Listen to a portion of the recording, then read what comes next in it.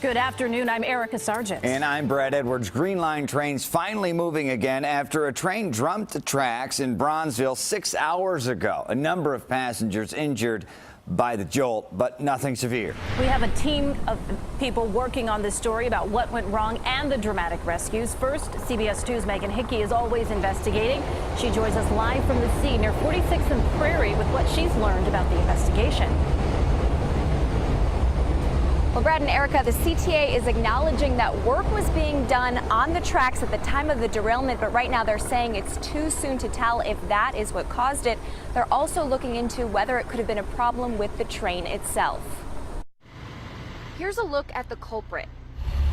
Well, it looks like the last car of run 610 is off the track. 220 emergency. This call by citizen that the CTA train just derailed. Supposed to be in the car, it's leaning, and I think people might be inside. Shortly after 11 this morning, the front car of the southbound CTA Green Line train approaching 47th Street slid off the rails, leaving 30 passengers stranded more than 20 feet above the ground on the elevated track. The front car was tilted precariously to one side. CBS 2 was first on the scene as terrified passengers were extracted from the stalled train and lowered safely to the ground. The Chicago Fire Department insists that the train wasn't in any danger of leaving the tracks.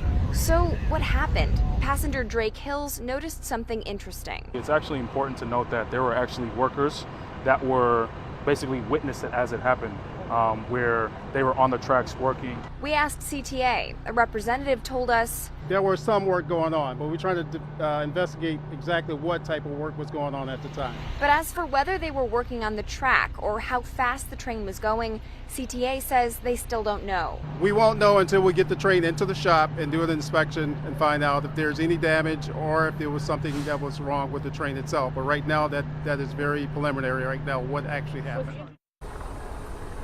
Now, it took 5 hours to get that train back on the track. The train's operator was not injured today. The CTA, though, could not tell us how long he'd been on the job. Live in Bronzeville, Megan Hickey, CBS 2 News.